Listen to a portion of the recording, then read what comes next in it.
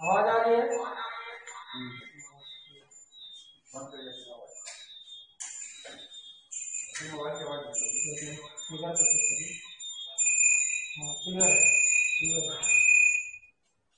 ले लेते हैं इसी को, बस लगा दीजिए। Welcome back. थोड़ी सी दिक्कत थी, अब वापस आते हैं। चलिए स्टार्ट करते हैं। तो जियोस्पेशियल सैटेलाइट कुछ ऐसा आपको दिखेगा, भूस्थिर उपग्रह। इसको कम्युनिकेशन सैटेलाइट भी कहते हैं। ठीक है, जियोस्पेशियल सैटेलाइट को कम्युनिकेशन सैटेलाइट भी कहा जाता है। ठीक है, इस सैटेलाइट को हम कम्युनिकेशन सैटेलाइट भी कहते हैं, यानी कि संचार उपग्रह भी कहते हैं। तो अर्थ अगर ऐसे घूम रहा है, आपको एंटी क्लॉकवाइज रोटेशन में घूमता है, तो ये आपका कुछ ऐसा एक सैटेलाइट की डिजाइनिंग कुछ इस तरह से होती है। आप समझिए इस चीज को, ऐसा कुछ रहेगा सैटेलाइट का। तो ये आपका जियोस्पेशियल सैटेलाइट है। मान लीजिए कि यहाँ एक टावर है, अर्थ पे एक टावर ऐसा लगा है, तो इससे सिग्नल लेगा और इसको सिग्नल देगा। ठीक है, तो सिग्नल के साथ देगा। तो मान लो हमने यहाँ पे इसको दिल्ली में स्थापित किया, तो दिल्ली ये 24 आवर में जैसे जैसे घूमेगी, ये इसी के साथ साथ ये घूमेगा। ये सिग्नल कभी छूटेगा नहीं, 24 घंटे 24 आवर इसी सिग्नल के साथ ये चलता रहेगा। ठीक है, इसी सिग्नल के साथ कंटिन्यूअसली ये चलता रहेगा। तो इसको कहते हैं जियो स्टेशनरी सैटेलाइट या भू स्थिर उपग्रह। इसीलिए कहा जाता है कि भू के साथ ये स्थिर रहता है। भू यानी धरा यानी धरती, भू स्थिर उपग्रह इसीलिए कहा जाता है, ये पृथ्वी के साथ स्थिर रहता है, भू स्थिर उपग्रह। क्लियर है? चलिए आगे बढ़ते हैं।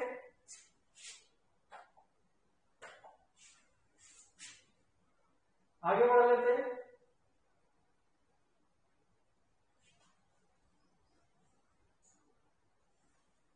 तो भू स्थिर उपग्रह या जियोस्टेशनरी सैटेलाइट का आवर्तकाल तो हमने पढ़ लिया, 24 आवर होता है आवर्तकाल। आप देखते हैं कि इसमें जो है ऊंचाई कितनी इसको दी जाती है। ये बहुत बार पूछा जाने वाला सवाल है कि जहां पे इसको हम स्थापित करते हैं, जहां पे इसको एस्टेब्लिश करते हैं, उसकी हाइट कितनी हाइट पे हम इसको स्थापित करते हैं जियोस्पेशियल सैटेलाइट को। तो ये होगा 36,000 किलोमीटर, 36,000 किलोमीटर। तो पृथ्वी तल से यह लगभग 36,000 किलोमीटर की हाइट पे स्टेब्लिश हो जाता है। तो भू स्थिर उपग्रह की ऊंचाई कितनी होती है, आप लिख लीजिए 36,000 किलोमीटर की हाइट पे ये स्थापित होता है। और इसको संचार उपग्रह भी कहते हैं, क्योंकि जितना आप टेलीविजन प्रोग्राम देखते हैं या फिर मोबाइल चलाते हैं या फिर लैपटॉप में आप नेट चलाते हैं, तो वो सारी की सारी इसी की देन है। ठीक है, ये पूरी तरह से उस पर 24 घंटा ऑन रहता है। तो चलिए ये चीज क्लियर हो गई मेरे ख्याल से। आगे बढ़ लेते हैं। हम चल रहे थे वर्क एनर्जी और पावर में। तो वर्क हमने देख लिया। अब वर्क की 3 स्थितियां बनती हैं। सबसे नंबर 1 स्थिति की अगर हमारा एंगल एग्जैक्टली 90 डिग्री होगा तो फिर क्या होगा। अगर एंगल 90 डिग्री होगा तो क्या वर्क डन माना जाएगा। cos 90 तो शून्य होता है, cos 90 तो शून्य होता है, तो क्या वर्क डन माना जाएगा। जी नहीं, वर्क नहीं माना जाएगा, क्योंकि वर्क डन हमारा कितना हो जाएगा, शून्य हो जाएगा। वर्क डन कितना हो जाएगा, 0 हो जाएगा। तो वर्क डन हमारा नहीं माना जाएगा। तो work done will be the 0, क्योंकि 90 डिग्री पर वर्क डन होगा ही नहीं। तो थीटा अगर 90 है तो वर्क डन क्या हो जाएगा, शून्य। जैसे कि एक क्वेश्चन आएगा कि कोई कुली जो है अपने सर पे बोझा लेकर के आगे की तरफ जा रहा है, कोई कुली जो है अपने सर पे बोझ लेकर के आगे की तरफ जा रहा है, तो किया गया कार्य कितना होगा। तो जवाब आपका होगा 0, क्योंकि कुली अगर कोई है, जैसे मान लो ये कुली है, पुली के सर पे बोझा है और ये पुली आगे की तरफ जा रहा है। पुली कहाँ जा रहा है? पुली आगे की तरफ जा रहा है। तो आप समझिए इस चीज को, जो बोझ है वो mg है, यानी कि वेट है, और वेट एक तरह का बल होता है, फोर्स होता है। तो बल नीचे लग रहा है और डिस्प्लेसमेंट किधर हो रहा है बेटा? डिस्प्लेसमेंट 90 डिग्री पे हो रहा है। आप समझिए इस चीज को, पुली तो ऐसे जा रहा है और बोझ क्या है? नीचे है। तो फोर्स और डिस्प्लेसमेंट के बीच कितने डिग्री का एंगल है? 90 डिग्री का एंगल है। तो हुआ कार्य क्या हो जाएगा? शून्य हो जाएगा। हुआ कार्य क्या हो जाएगा? शून्य। तो अगर क्वेश्चन आता है, बहुत बार पूछा गया है कि कोई पुली बोझा सर पे लेकर के आगे की तरफ जा रहा है तो किया गया कार्य क्या होगा? तो जवाब आपका होगा, किया गया कार्य जो होगा वो शून्य होगा, वो 0 होगा। तो मेरे ख्याल से ये चीज समझ में आ गई होगी। ठीक है, आगे बढ़ लेते हैं, अगले स्टेप पे चलते हैं। चलिए, ये चीज तो हो गई हमारी। दूसरी कंडीशन ये है कि अगर थीटा हमारा लेस देन 90 डिग्री हो, 90 से क्या हो जाए? वो कम हो जाए। तो 90 से कम में कॉस की कोई भी वैल्यू आएगी तो पॉजिटिव आएगी। तो फिर वर्क का हमारा क्या हो जाएगा? पॉजिटिव हो जाएगा। यानी कि इसको हम इस तरह से समझेंगे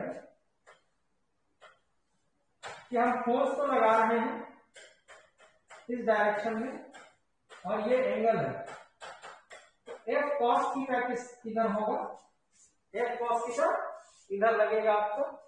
तो थीटा अगर 90 से कम है, थीटा 90 से कम है, तो फोर्स और डिस्प्लेसमेंट, फोर्स और डिस्प्लेसमेंट यानी कि बॉडी यहां से यहां तक जाएगी, दोनों की दिशा क्या होगी? दोनों की डायरेक्शन क्या होगी? फोर्स और डिस्प्लेसमेंट दोनों की दिशा या दोनों की डायरेक्शन क्या होगी? सेम होगी।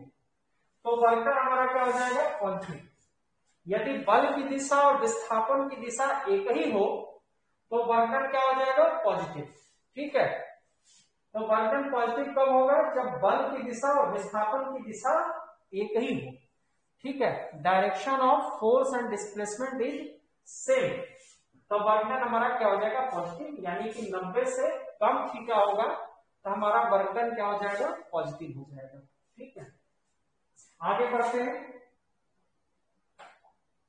तीसरी स्थिति को समझते हैं। तीसरी स्थिति ये कहता है कि अगर एंगल हमारा 90 से अधिक हो, यानी कि आपका 110 है, 120 हो, 100 हो, 180 हो, यानी कि इस केस में कुछ ऐसी स्थिति आपको दिखने वाली है,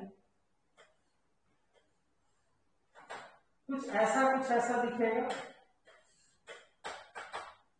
ठीक, तो आपका इधर जो हो जाएगा रिजल्टेंट, चूंकि इस ओर है हमारा फोर्स का रिजल्टेंट, यहां पे डिस्प्लेसमेंट मान लो हमने यहां दी, इस जगह पे लगा है।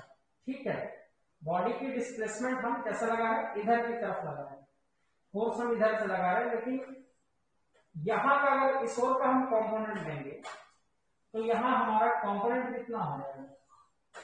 ये वाला कंपोनेंट।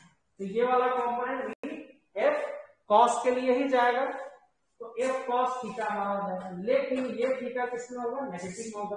तो फोर्स की डायरेक्शन अगर इधर है तो बॉडी जाएगी किधर? बॉडी इस ओर जाएगी, लेकिन फोर्स आप किधर लगा रहे हो? आप इसके कंपोनेंट को इस ओर पा रहे हो। कंपोनेंट इधर है और विस्थापन किधर है? इधर है। जैसे कोई कार आपकी ओर चलता हुआ आ रहा है और आप कार को रोकने की कोशिश कर रहे हैं लेकिन रोक नहीं पा रहे, आप बल किधर लगा रहे हैं? कार के आने की विपरीत दिशा में। बल हमेशा विपरीत दिशा में आप लगा रहे हैं, लेकिन विस्थापन आप पीछे की तरफ आते जा रहे हैं, आपका डिस्प्लेसमेंट अपोजिट है। तो ठीक उसी तरह बल हमारा इधर है लेकिन डिस्प्लेसमेंट बॉडी का इस साइड है। ठीक है, तो इस स्थिति में क्या होगा कि जब फोर्स और डिस्प्लेसमेंट दोनों अपोजिट डायरेक्शन में होंगे तो वर्क क्या हो जाएगा? नेगेटिव हो जाएगा। वर्क नेगेटिव होगा तब जब थीटा ग्रेटर देन 90 डिग्री हो, यानी कि इस स्थिति में बल तथा विस्थापन की दिशा जो होगी विपरीत होगी। बल तथा विस्थापन की दिशा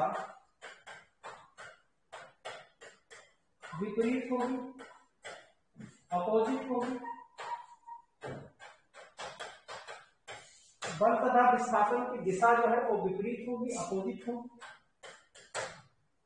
ठीक है, तो ये आपका 90 से अधिक वाली कंडीशन है, ग्रेटर देन 90 वाली ये स्थिति बन रही है। तो मेरे ख्याल से ये चीज क्लियर हो गया होगा। 90 पे क्या होगा, लेस देन 90 पे क्या होगा, और ग्रेटर देन 90 पे क्या होगा। ठीक है, अब आगे बढ़ते हैं। वर्क हमने अभी जो पढ़ा वो किसके लिए पढ़ा, वो एक कांस्टेंट फोर्स के लिए पढ़ा। फोर्स हमारा कैसा लग रहा है, कांस्टेंट फोर्स लग रहा है, एक स्थिर बल की वजह से हमने उस डिस्प्लेसमेंट को देखा। ठीक है, अब हमारे सामने और कैसे क्वेश्चन आ सकते हैं, ये ज्यादा इंपॉर्टेंट क्वेश्चन माना जाएगा कि जब ये आपको वेक्टर के फॉर्म में देगा, ऐसा कुछ करके प्रश्न देगा। ठीक है, और डिस्प्लेसमेंट आपको दे दिया ऐसा कुछ करके। ठीक, अब आपसे पूछ रहा है कि वर्क डन कितना होगा। ऐसे क्वेश्चन के लिए बहुत ज्यादा रेडी रहना, क्योंकि ये ज्यादा इंपॉर्टेंट है। वर्क डन के लिए क्या लेंगे, एफ डॉट एस लेंगे, एफ की जगह पे वो ले लेंगे 2i प्लस जे प्लस के, तो डॉट हमने लिया dot I plus J plus के। ठीक है, अब देखिए डॉट प्रोडक्ट में आई और आई का जब डॉट प्रोडक्ट होगा तो आई और आई 1 हो जाएगा, बाकी ये इसके साथ 0 हो जाएगा, सबको मालूम है। आई डॉट आई केवल बचेगा, बाकी जे डॉट आई 0 हो जाएगा, के डॉट आई 0 हो जाएगा। तो आई के साथ हमारा 2 सिर्फ बचेगा, उसी तरह जे जे के साथ 1 ले लेगा, उसी तरह के साथ 1 ले लेगा, 2 2 4 जूल हमने ले लिया, 4 जूल हमने ले लिया। ठीक है, चलिए ये तो हो गया, आगे बढ़ लेते हैं। आगे बढ़ते हैं, कुछ क्वेश्चंस में देख लेता हूं। यहाँ पे मेरे पास एक बुक है जिससे हम कुछ क्वेश्चन को यहां देख लेते हैं, शायद हमें इसमें कुछ अच्छे से प्रश्न मिल जाए।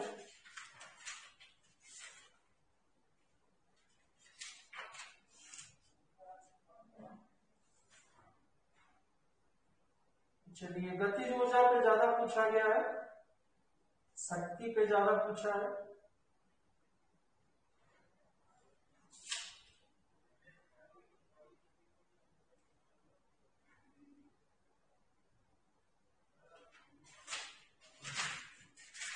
शक्ति पे ज्यादा पूछा है।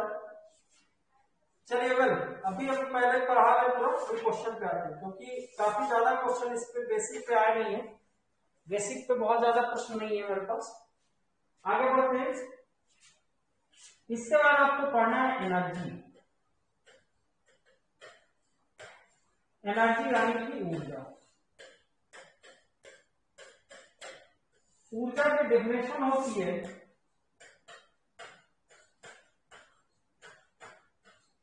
कार्य करने की क्षमता ऊर्जा कही जाती है, ऊर्जा कही जाती है। ठीक है, the capacity of doing the work is called energy. The capacity of doing the work is called energy. ठीक है, कार्य करने की क्षमता को ऊर्जा कहते हैं। The capacity of doing the work is called energy. कार्य करने की क्षमता क्या कही जाती है, ऊर्जा कही जाती है, एनर्जी कही जाती है। ठीक है, तो मेरे ख्याल से ये चीज क्लियर हो गई होगी। कार्य करने की क्षमता क्या कही जाएगी, ऊर्जा कही जाएगी। आगे बढ़ते हैं। अब एनर्जी किस कैटेगरीज में बटी है, आपको इसमें कई तरह की एनर्जी पढ़नी है, लेकिन इस टॉपिक में आपको यांत्रिक ऊर्जा पढ़नी है।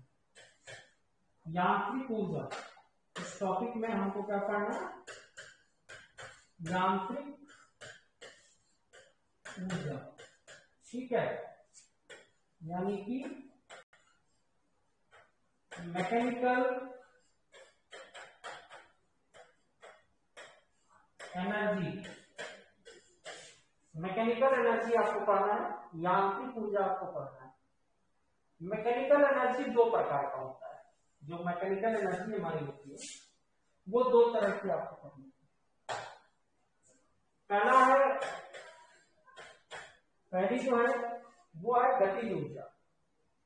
वो क्या है? गतिज ऊर्जा। ठीक है,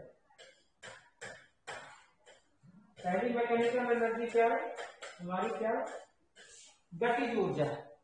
ठीक है, गतिज ऊर्जा को इंग्लिश में कहेंगे काइनेटिक एनर्जी। एक मिनट, थोड़ा इसको बड़ा करो।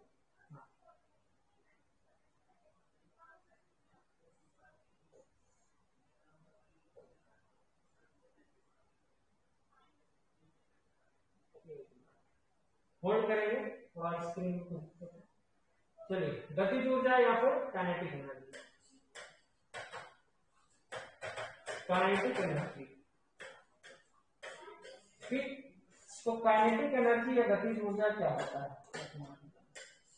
काइनेटिक एनर्जी, काइनेटिक एनर्जी या गतिज ऊर्जा क्या होती है? काइनेटिक एनर्जी या गतिज ऊर्जा होती है हाफ mv², यानी कि किसी वस्तु को उसकी गति के कारण जो ऊर्जा प्राप्त होती है उसे गतिज ऊर्जा कहते हैं, और उसका सूत्र क्या होता है? Half mv²। ठीक है, energy in the body due to its velocity, उसके वेग या उसकी गति के कारण जो एनर्जी उसमें निहित होती है उसको क्या कहते हैं? गतिज ऊर्जा कहते हैं या फिर काइनेटिक एनर्जी कहते हैं। आगे बढ़ते हैं। दूसरी जो ऊर्जा होती है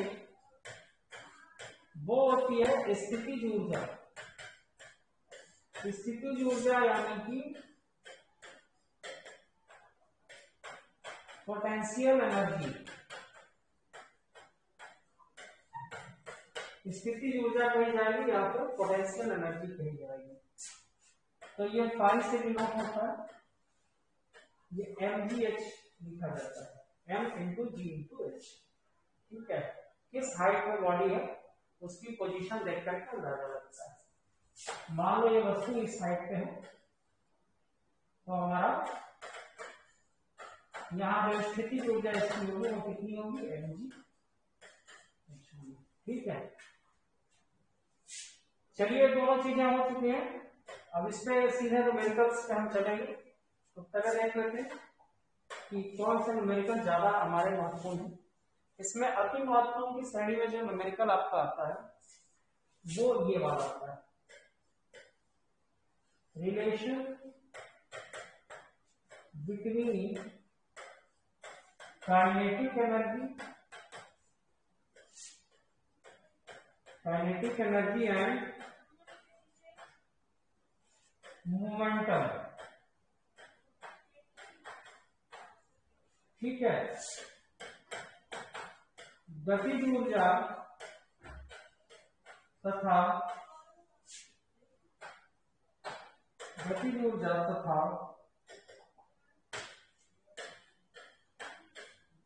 संवेग के बीच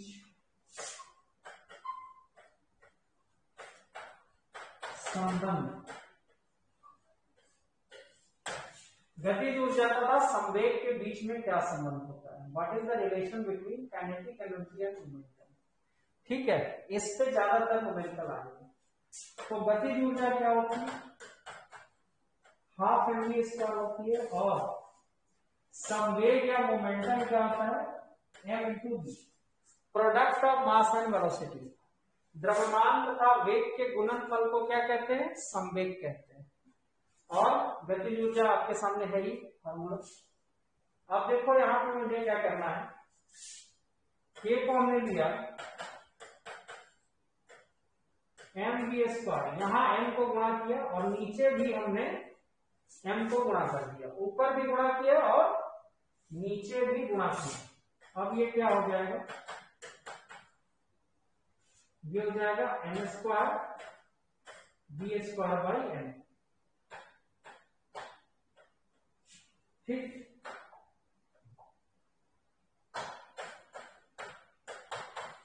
n टू b क्या माना था हमने, p, तो p स्क्वायर बाई m हो जाएगा। यानी कि ये आपको रिलेशन मिला, बहुत इंपॉर्टेंट सा, यही रिलेशन आपको नोट करना है, ये वाला, यही relation, relation between kinetic energy and momentum. ठीक है, गतिज ऊर्जा तथा संवेग के बीच में यही संबंध है। इसी पे मैक्सिमम क्वेश्चन तुम्हारे पास मिलने वाले हैं। इस पे मैंने क्वेश्चन कराया भी था शॉर्ट ट्रिक से, फिर से इसको एक बार और समझा दे रहा हूं मैं, लेकिन सीधे चलेंगे शॉर्ट ट्रिक पे, लॉन्ग ट्रिक पे मैं नहीं चलूंगा, लॉन्ग पे नहीं चलूंगा, लॉन्ग पे मैं बता चुका हूं काफी बार, सीधे इसकी शॉर्ट ट्रिक पे चलेंगे। ठीक है, क्वेश्चन हमारा आज का क्वेश्चन नंबर 1 होगा। ठीक, क्वेश्चन है, यदि किसी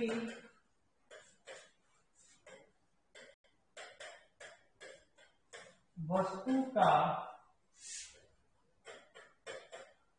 संवेग 20% बढ़ता है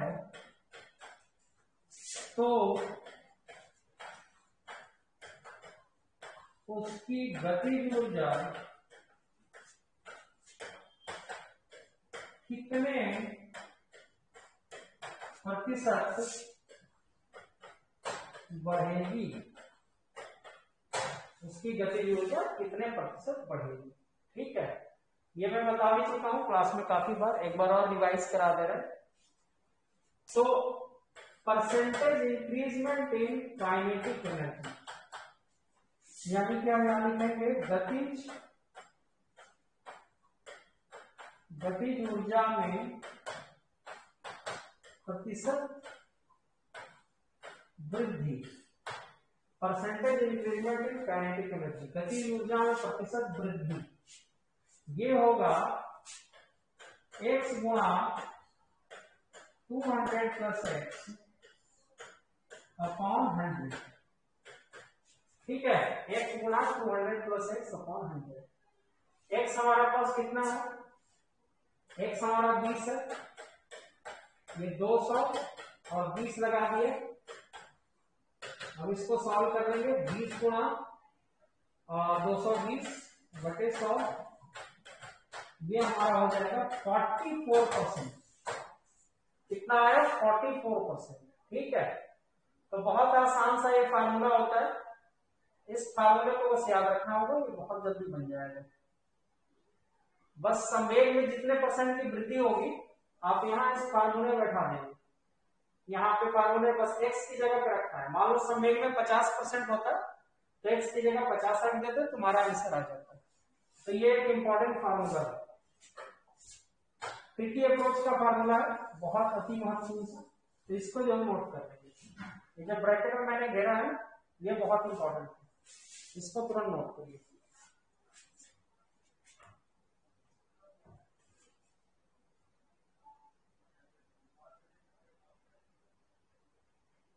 अभी हम अन्य प्रश्नों पर भी आएंगे, चेक कर लो मैं।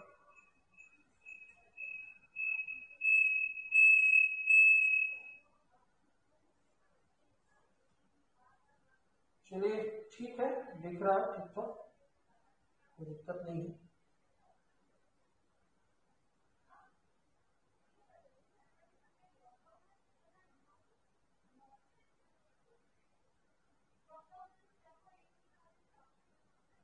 ठीक है, चलिए okay, come to the point. Well, यहां तक हम पहुंच चुके हैं। अब लास्ट हमारा टूल, देखो बहुत बड़ा चैप्टर नहीं है, बहुत छोटा सा चैप्टर है ये, लेकिन क्वेश्चन के लिहाज से महत्वपूर्ण है, क्वेश्चन ज्यादा आते हैं। अगले क्वेश्चन से हम चलते हैं, अगली स्थिति पे चलते हैं। इसके बाद हमारा आएगा पावर। मेरे ख्याल से बैकग्राउंड थोड़ा सा अगर मैं चेंज करूं तो और बेहतर ये साफ दिखने वाला, ब्लैक की जगह कुछ और बैकग्राउंड दे देता हूँ यहाँ पे, और मेरे ख्याल से शायद बेहतर दिखे।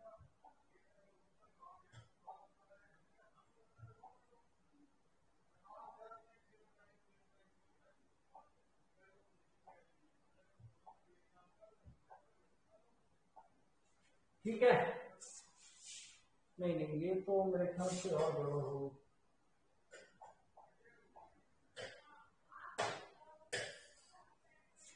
अभी अभी तो मेरे ख्याल से सही होना चाहिए। होल्ड करेंगे, थोड़ा सा मैं देख लेता हूँ इसको। ये बैकग्राउंड मेरे ख्याल से पहले वाले से बेहतर होगा।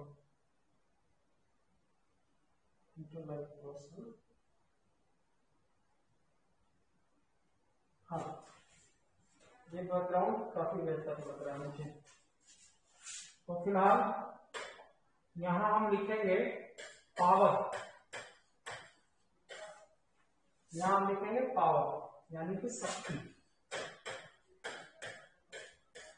पावर यानी कि शक्ति।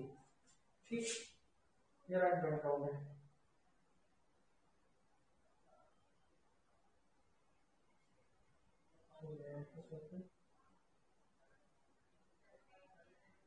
ठीक, पावर या शक्ति क्या होता है? पावर या शक्ति होता है कार्य करने के समय दर को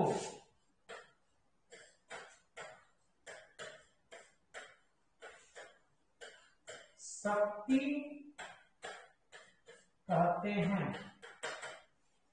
ठीक है, कार्य करने के समय दर को शक्ति कहते हैं।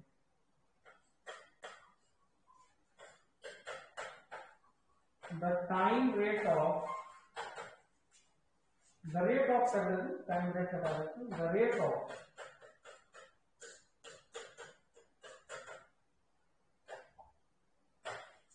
the rate of doing work,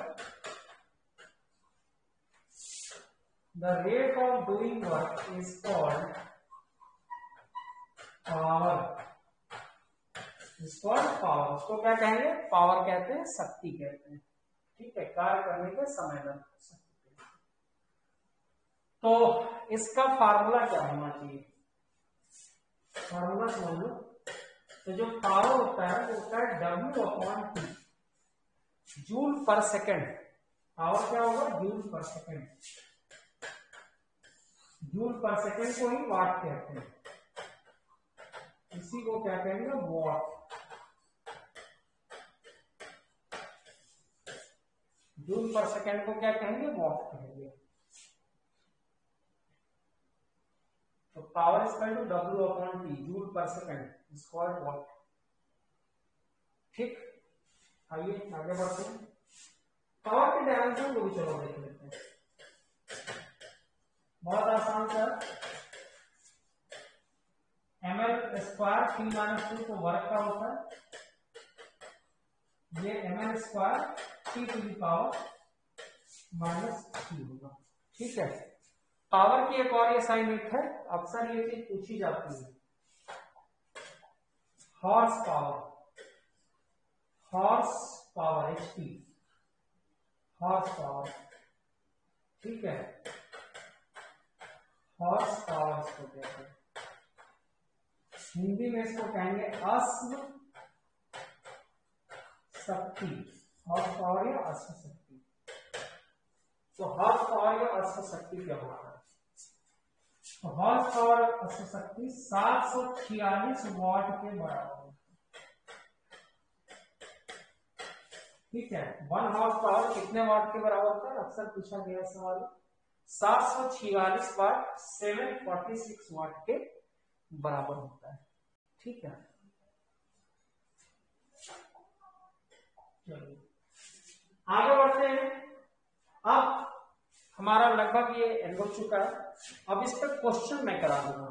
ठीक है,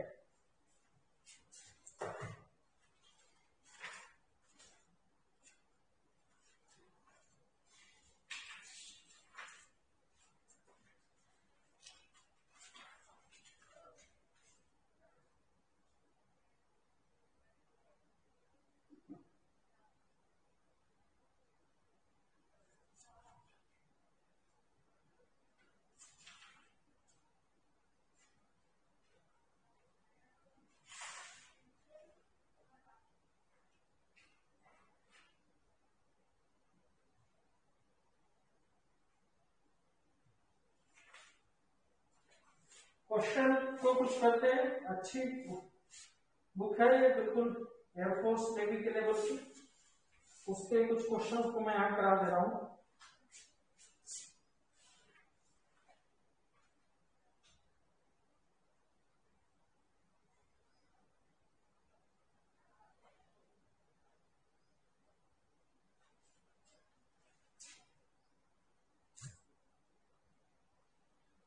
क्वेश्चन नंबर 2 होगा आज का।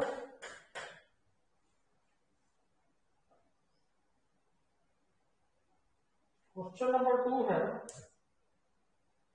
कि 200 न्यूटन वाला एक पिंड है, यानी कि फोर्स इस पे कितना लग रहा है, फोर्स या वेट हमारा हो जाए, वही लिखेंगे।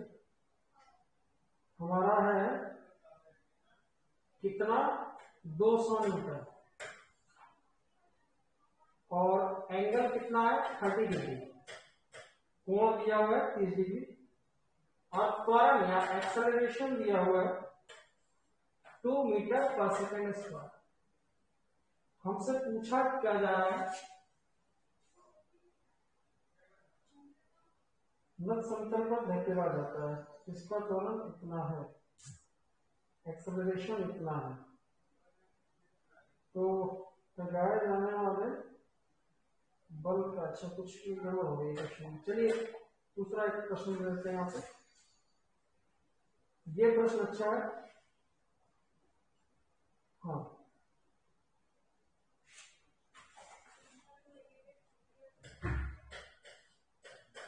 क्वेश्चन है कि टाइम जो है, समय है 3 सेकेंड, कोई बल 3 सेकेंड के लिए लग रहा है, और संवेग जो है, मोमेंटम, इसका संवेग पहले था 10 ग्राम सेंटीमीटर प्रति सेकंड। अब नया जो संवेग हो गया वो हो गया 40 ग्राम सेंटीमीटर प्रति सेकंड, ठीक है। तो हमसे F पूछा गया, फोर्स कितना होगा, हमसे फोर्स पूछा गया इस प्रश्न में। समझिए इस प्रश्न को कि किसी पिंड, लिखना चाहे तो लिख सकते हैं, किसी पिंड का संवेग, किसी पिंड का संवेग 10 ग्राम सेंटीमीटर प्रति सेकंड से बदल करके 40 ग्राम सेंटीमीटर प्रति सेकंड हो जाता है 3 सेकंड में। कितने सेकंड में, 3 सेकंड में, ठीक। Momentum of a body changes from 10 gram centimetre पर सेकंड टू 40 ग्राम सेंटीमीटर पर second in 3 second. What is the applied force, तो अप्लाई होने वाला फोर्स कितना है, ठीक है। तो बस बहुत आसान सा है, जैसा कि हम सभी जानते हैं कि अप्लाइड फोर्स बराबर होता है rate of change of momentum के। फॉर्मूले को लिखेंगे, applied force is equal to rate of change of momentum, यही हमको निकालना अप्लाइड फोर्स। तो ये 40 है और ये 10 है, और समय कितना है हमारा, समय 3 है, ठीक है। तो ये 30/3 हो गया, ये कटा तो 10। अब क्योंकि सब कुछ सीरियस में चल रहा है तो ये 10 डायन इसका होना चाहिए, क्योंकि सब कुछ सीरियस में चल रहा है। आप यूनिट को देखिए, सारे यूनिट्स किसमें है, सेंटीमीटर ग्राम सेकंड में है, तो फोर्स की सीरियस मात्रा कितनी होती है, डायन होती है। तो 10 डायन आपका आंसर हो जाएगा, 10 डायन इज योर राइट आंसर, ठीक है। 10 डायन इज योर राइट आंसर।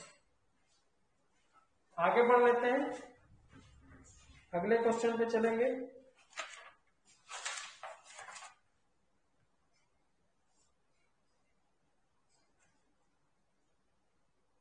चलिए आगे बढ़ते हैं, ये भी क्वेश्चन बहुत बढ़िया सा क्वेश्चन है।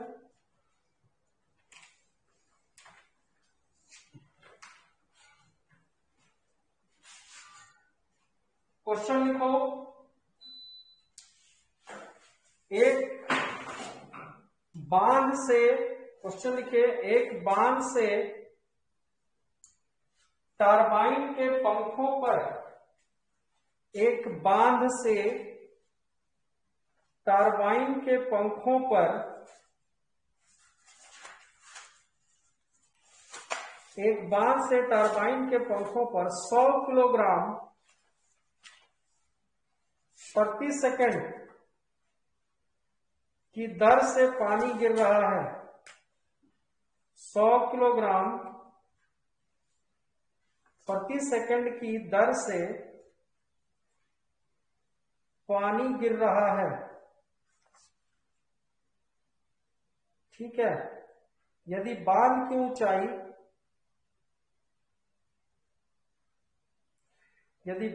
ऊंचाई 100 मीटर है, बांध की ऊंचाई कितनी है? 100 मीटर है, तो टरबाइन को स्थानांतरित शक्ति कितनी होगी? टरबाइन को स्थानांतरित शक्ति कितनी होगी? ठीक है। जी का मान आप लिख लीजिए। जी का मान है 10। स्थानांतरित शक्ति कितनी होगी?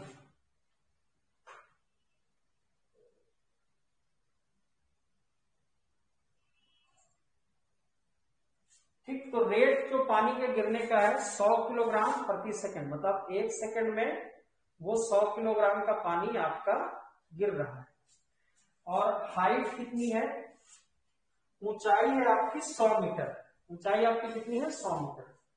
तो आप समझिए इस चीज को कि जो पावर होता है वो W/T होता है। तो W हमारा कितना होगा? mgh होगा और ये हमारा T हो जाएगा। ठीक है।